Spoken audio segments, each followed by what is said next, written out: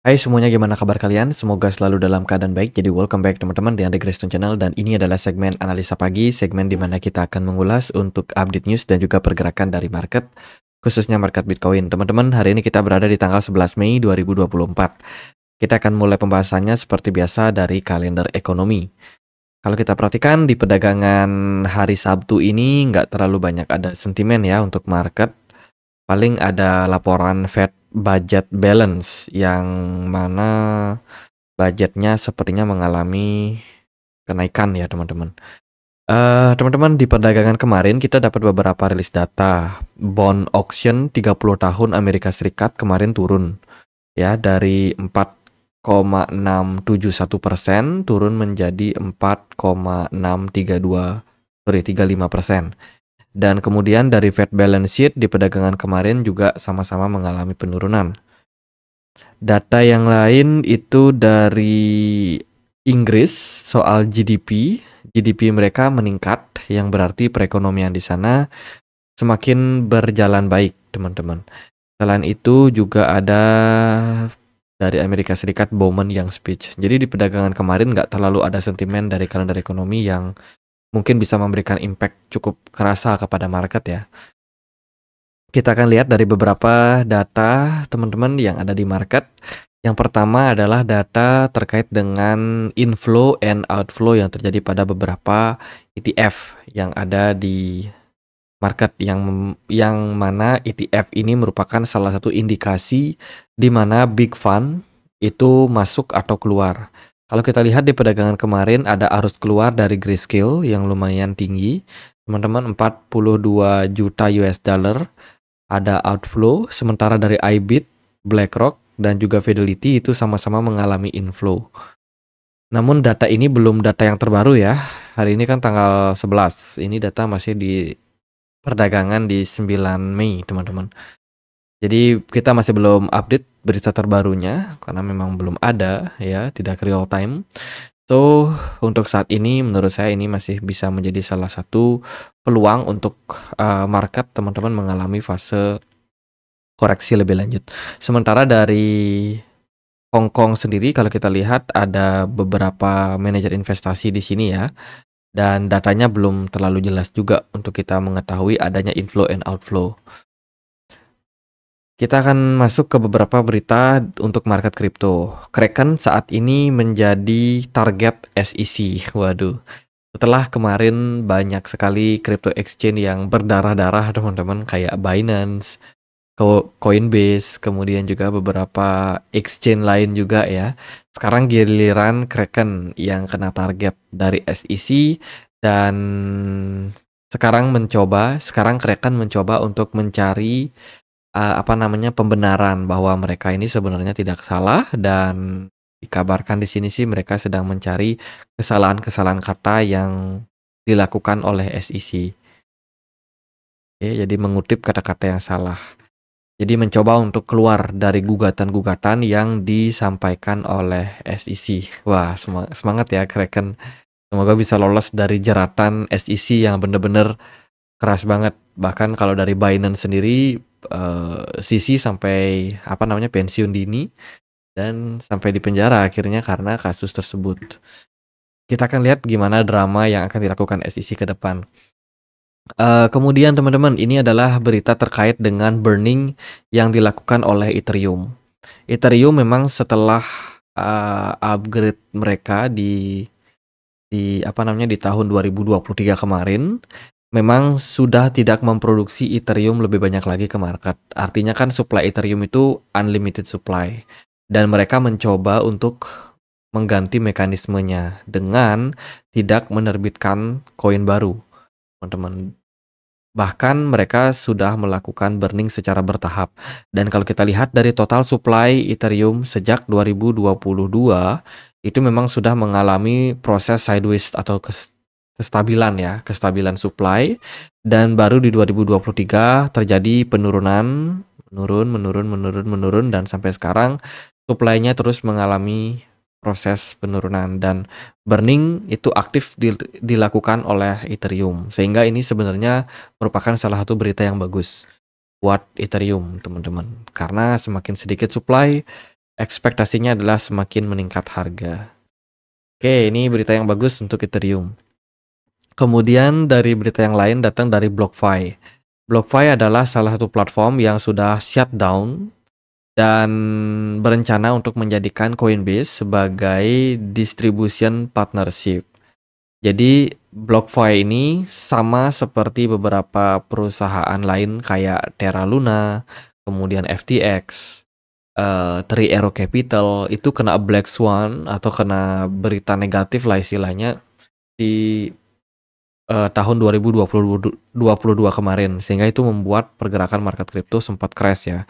Dan belakangan dari BlockFi sendiri itu akan mendistribusikan beberapa dana mereka yang masih tersisa kepada para investor, teman-teman. Jadi ini berita terbarunya di mana BlockFi ini akan mulai melakukan distribusi dengan deadline di 28 April.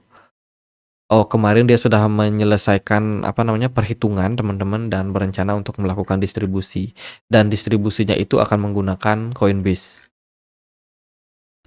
Itu berita dari BlockFi.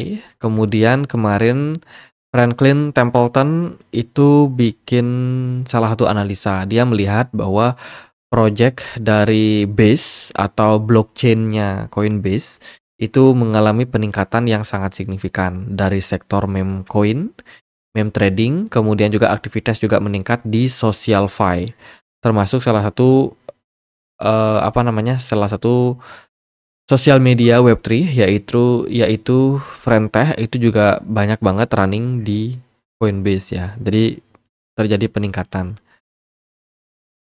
Itu dari Coinbase. Kemudian kita lihat dari berita yang lain, ada bilioner Barry Stradlinch itu dia expect kalau setidaknya akan ada satu bank yang failure per week, teman-teman. Wah, ini salah satu bilioner dan juga CEO dari Starwood Capital. Teman-teman, dia memprediksi bahwa akan satu persatu perbankan di Amerika Serikat akan tumbang.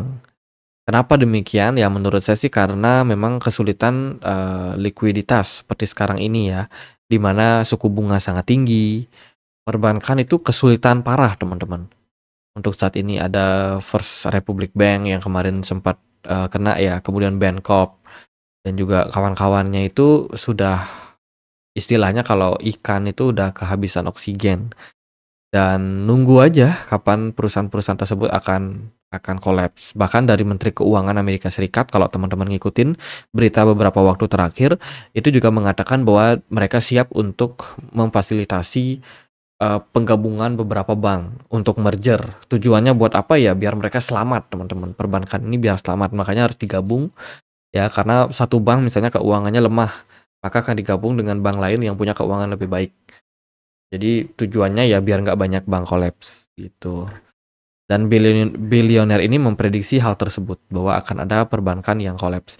Nah, perbankan yang kolaps ini nanti akan ngaruh banget sama kebijakan dari Jerome Powell atau The Fed, teman-teman. Kenapa demikian? Karena kalau banyak bank yang kolaps itu akan bikin banyak investor panik, terutama panik untuk cash out, tarik dana mereka dari bank. Dan itu berbahaya banget buat perekonomian. Kalau mereka semua cash out, otomatis bank tidak dipercaya. Itu akan menyebabkan harga dolar bisa anjlok parah. Perekonomian bisa nggak berjalan lagi di Amerika Serikat. Makanya ini bakalan ngaruh banget sama kebijakan The Fed. Dan ekspektasinya adalah ketika banyak perbankan yang kolaps, maka The Fed bisa mulai menurunkan suku bunga meskipun target inflasi mereka di 2%. Itu belum tercapai. Jadi ini adalah another skenario yang potensial terjadi pada market. Let's say kalau kondisinya adalah hard landing, bukan soft landing seperti yang diekspektasikan The Fed. Kemudian berita terbaru juga datang dari Wells Fargo. Itu dia baru aja mengumumkan terkait dengan pembelian Bitcoin ETF holding, teman-teman. Jadi ini berita terbaru yang datang dari salah satu manajer investasi juga. Oke, ini berita yang bagus juga, teman-teman. Dia ada position ya, maintain di Grayscale dan juga di futures ETF-nya Grayscale. Oke, ini berita yang bagus juga. dari Wells Fargo, kemudian ada Binance dan juga KuCoin memenangkan registrasi di India, khususnya untuk anti money laundry, regulator yang ada di India ya. Jadi ini berita yang bagus juga, di mana KuCoin dan Binance itu sudah membayar sekian dana teman-teman untuk bisa mendapatkan license tersebut ya dari negara India, yang mana India ini memang ketat banget sama yang namanya kripto. Bahkan pajak kripto di sana itu tinggi banget, teman-teman. Dan saat ini tentu saja ya, berita ini bisa menjadi berita yang bagus untuk Binance. Belakangan memang Binance itu banyak melakukan kompromi terhadap regulator. Kalau kita lihat semenjak pemerintahan Richard Teng menggantikan Changpeng Zhao, Binance seperti lebih melunak dengan regulator. Mereka coba untuk ya kompromi, coba buat kerjasama daripada mereka ditolak di sana sini. Ujung-ujungnya nasabah mereka yang berkurang, teman-teman. Sepertinya Binance sudah melihat jalan yang akan mereka ambil ke depannya. Lalu ada berita dari Zilliqa. Zilliqa kemarin di tanggal berapa nih? 9, teman-teman, itu sempat slow down ya. Jaringannya sempat turun karena beberapa masalah, teman-teman. Dan dikabarkan sih membutuhkan waktu 30 menit, tapi nyatanya baru running itu di esok harinya. Zilliqa sudah mengkonfirmasi bahwa mereka sudah balik online lagi dan masih akan mendevelop project berikutnya. Jadi ya Zilliqa mengkonfirmasi bahwa mereka sekarang sudah bisa running lagi, sudah normal. Transaction processing normally. Oke, next kita akan bahas gimana pergerakan dari market Bitcoin. Kemarin pergerakan Bitcoin agak koreksi ya, Bitcoin terdecline dari mereka punya resistance di level 63.900. Again, teman-teman, Bitcoin mendapatkan tekanan ya karena memang dari marketnya sendiri itu structure-nya masih dalam posisi yang turun, downtrend. Teman-teman bergerak dalam sebuah descending channel dan belum mendapatkan level area support yang kuat. Kayaknya target kita tercapai nih teman-teman di 52.000 ya. Ya, semoga lah achieve. Kemudian di level tersebut Fibonacci 61,8 bisa dijadikan sebagai area akumulasi. Dari dolar sendiri, indeks dolar di perdagangan kemarin itu ada peningkatan 0,09%. Kemudian juga S&P 500 itu kemarin meningkat tipis, teman-teman. Saham Indonesia turun. XAU mengalami kenaikan 0,78%. Bitcoinnya justru malah terkoreksi ya. Jadi pergerakan Bitcoin sekarang tidak terlalu stabil, teman-teman. Setelah kemarin kita mendapatkan dump yang lumayan signifikan ya, bikin mungkin beberapa teman-teman kaget, wah kok Bitcoin turun. Ya itu teman-teman, kalau teman-teman udah ngikutin kita sudah bilang smart money-nya kecil banget di market. Nah, smart money itu penting banget sebagai pondasi apakah sebuah tren itu solid atau enggak. Ya, smart money yang kecil mengindikasikan memang ada potensial kenaikan jangka pendek atau fluktuasi yang terjadi pada market. Namun hal tersebut bisa mengindikasikan bahwa kenaikan yang terjadi itu mungkin hanya sementara dan ya tidak akan terlalu kuat, teman-teman. Akhirnya ya market drop lagi, teman-teman, disebabkan karena hal tersebut. Kalau dari saya sih melihat untuk posisi bulan Mei ini memang market agak wait and see, agak hati-hatilah. Ya, karena ada beberapa situasi yang masih belum stabil.